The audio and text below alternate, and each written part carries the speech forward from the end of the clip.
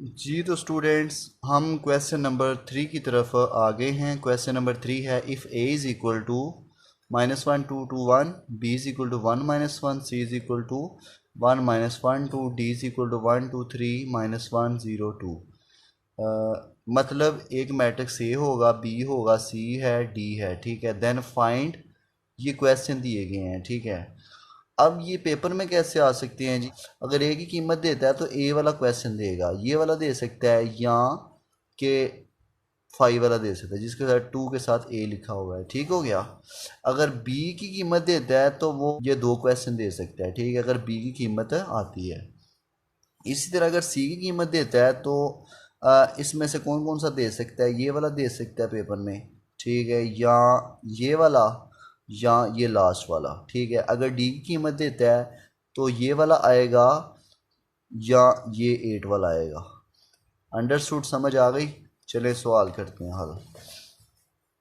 अब मैंने जो है ए वाला मैट्रिक्स लिया है, मैंने बी सी और डी वाला नहीं लिया।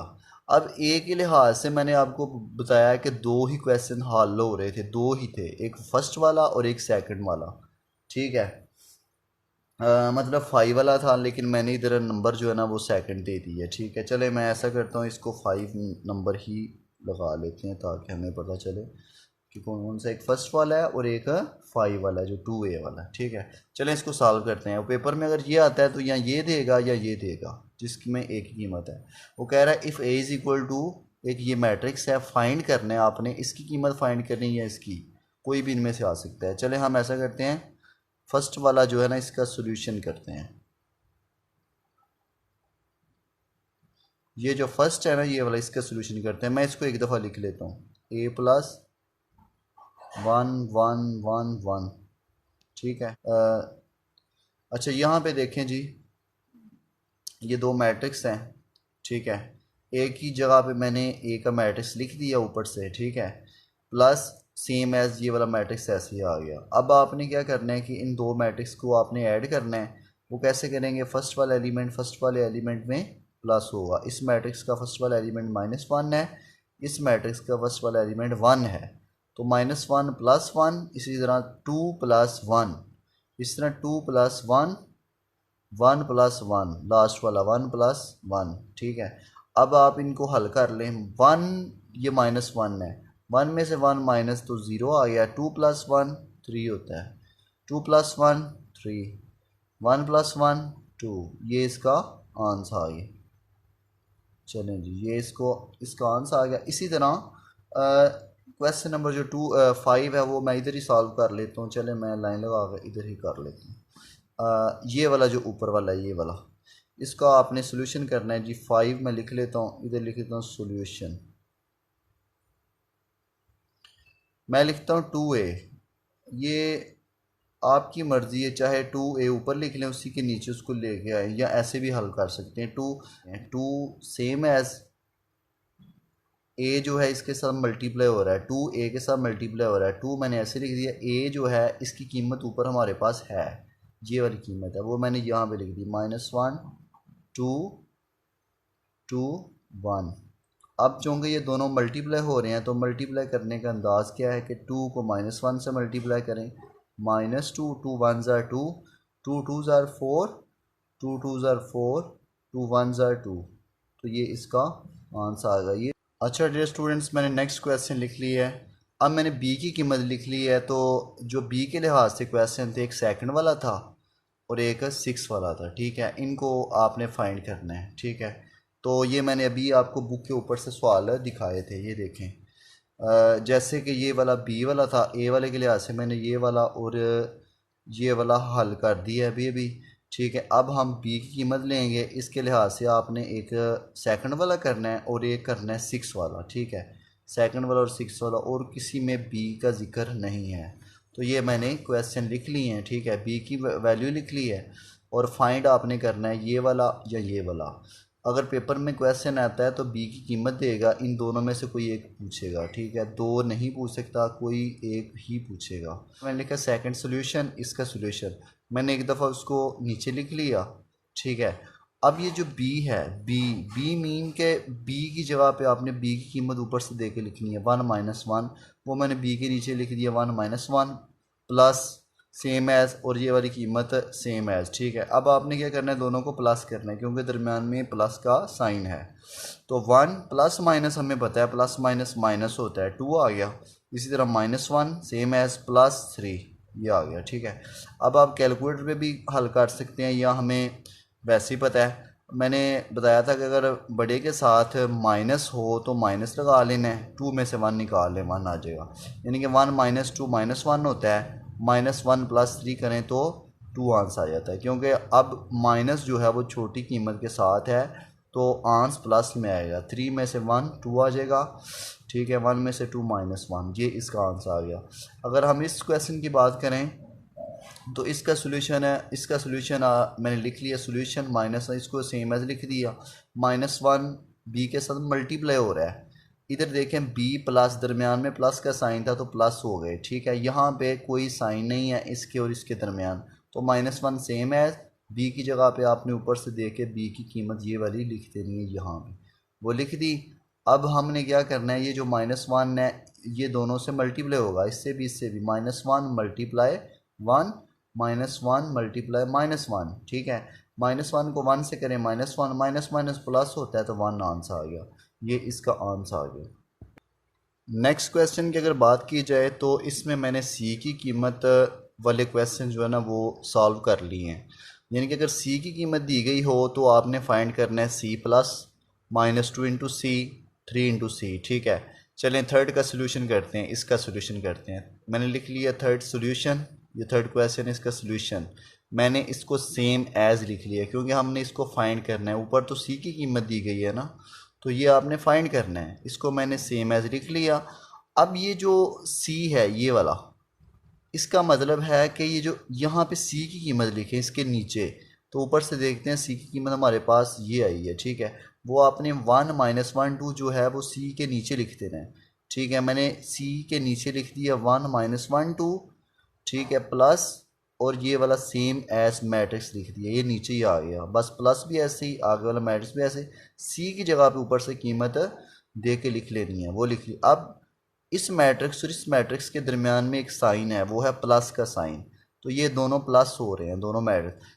कैसे, फर्स्ट वाले मैट्रिक्स एलिमेंट में प्लस होगा, 1 प्लस माइनस हमें पता है माइनस होता है, तो इसलिए ये माइनस आ जाएगा, 1 - 2, इसी तरह -1 + 1 -1 + 1, ये दरमियान वाला और दरमियान वाला एलिमेंट प्लस हो, लास्ट वाला ये है, लास्ट वाला ये है, दोनों प्लस हो जाएंगे। 2 + 3, अगर यहाँ माइनस होता तो 2 प्लस माइनस -3 आना था, अब दोनों प्लस किए हैं तो +3। अब 1 - 2 -1, -1 + 1 0, 2 + 3 5।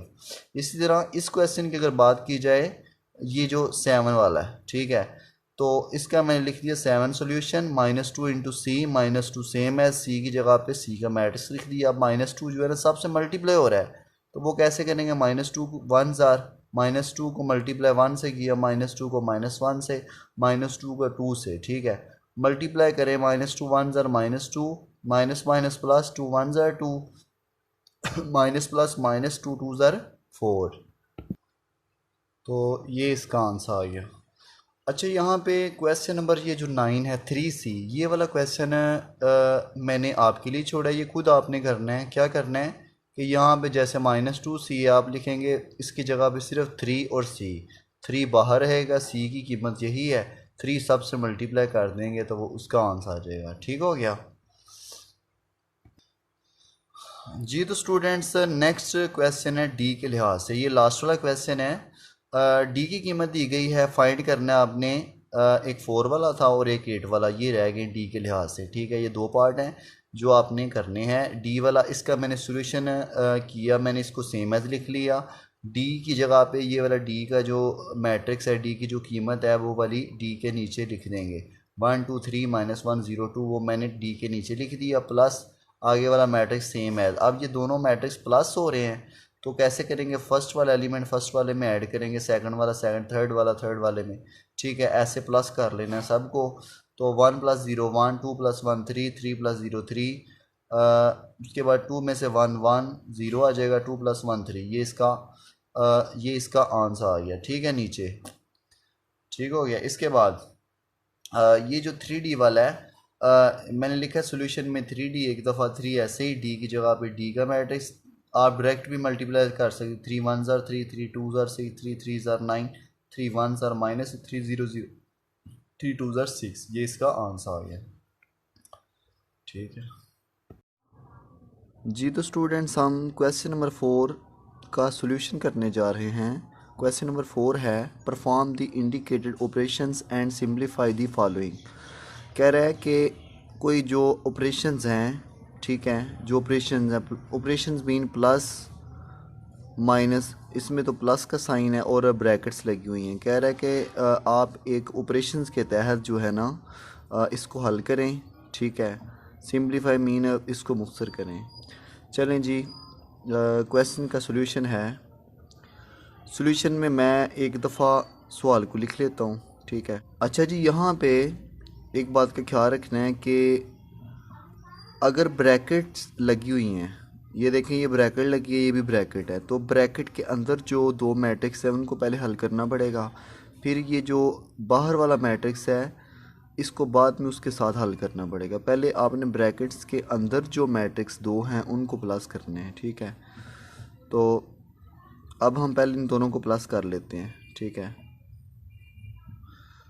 1 + 0 मीन जो फर्स्ट वाला एलिमेंट है इस मैट्रिक्स का वो इस मैट्रिक्स के फर्स्ट वाले एलिमेंट से प्लस होगा, सेकंड वाला सेकंड वाले के साथ। 0 + 2, 0 + 3, इसी तरह 1 + 0, 1 + 0, इसी तरह ये वाला है 1 1 1 0, ये ऐसे आ गया। अब हमने क्या करना है, अब हम ये करेंगे कि इनको प्लस कर लेंगे। 1 + 0 1, 0 + 2 2, 0 + 3 3, 1 + 0 1, प्लस 1 1 1 0। अब इन दो मैट्रिक्स को आप प्लस कर लें। 1 + 1, 2 + 1, 3 + 1, 1 + 0। तो अब दोनों को ऐड कर लेंगे तो आंसर आ जाएगा हमारे पास 1 + 1 2, 2 + 1 3, 3 + 1 4, 1 + 0 1। तो ये इसका आंसर आ गया। चलें जी, नेक्स्ट क्वेश्चन नंबर 3 है। तो ये वाला मैट्रिक्स और ये वाला मैट्रिक्स इन दोनों के बाहर ब्रैकेट लगी है, तो मीन के इन दोनों को पहले हल करना पड़ेगा, ठीक है। उसके बाद बाहर वाले मैट्रिक्स से प्लस करेंगे। चलें मैं एक दफ़ा इसको लिख लेता हूँ ऐसे। अब इसका सोल्यूशन करते हैं। 2 3 1। अब इन दोनों को माइनस कर लेते हैं।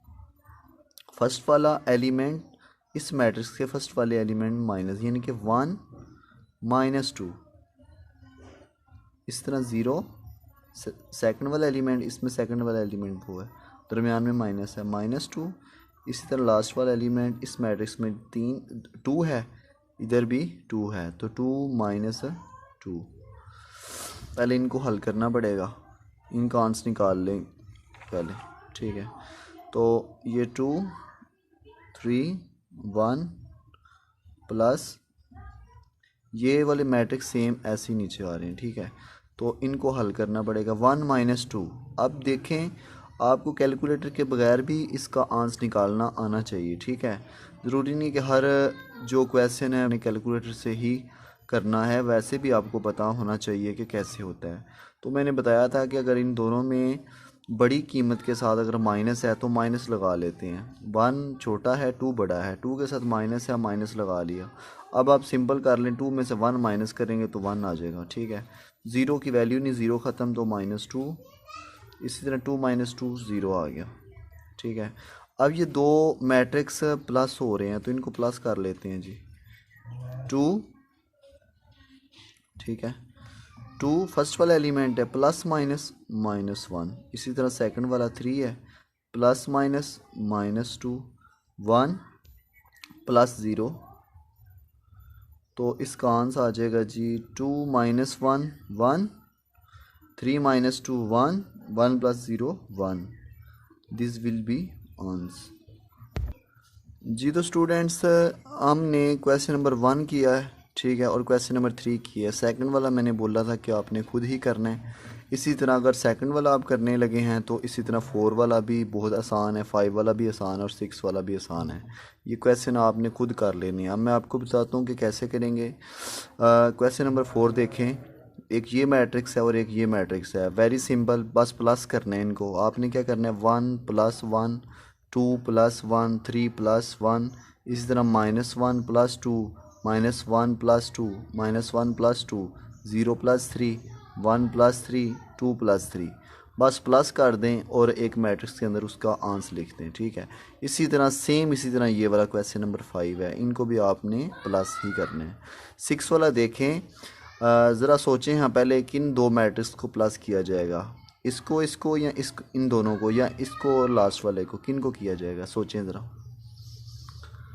अच्छा जी, समझ आ गई होगी आपको। ये ब्रैकेट्स के अंदर जो दो मैट्रिक्स हैं पहले इन दोनों को प्लस करना पड़ेगा। ठीक है, कैसे जी, 1 + 2 3 हो जाएगा आंसर। ठीक है, 2 + 1 इसका भी 3 आ जाएगा, 0 + 1 1 आएगा, 1 + 0 इसका भी 1 आएगा, यानी कि ऊपर 3 3 नीचे आएगा 1 1। ठीक है, एक मैट्रिक्स बन जाएगा। ठीक है, अब उस मैट्रिक्स को इस मैट्रिक्स के साथ प्लस करने हैं। ठीक है, तो वो एक मैट्रिक्स लास्ट पे बन जाएगा, वो उसका आंसर आ जाएगा। हमारा क्वेश्चन नंबर 4 कंप्लीट हो गया। ठीक जी, तो स्टूडेंट्स आज का हमारा लेक्चर यहाँ तक ही था। कल हम एक न्यू वीडियो के साथ हाज़िर होंगे। वीडियो पसंद आई हो तो लाइक कर दें और हमारा चैनल सब्सक्राइब करके बेल आइकन को प्रेस कर दें ताकि हमारी हर वीडियो बर वक्त आप तक पहुँचती रहे। शुक्रिया एंड खुदा।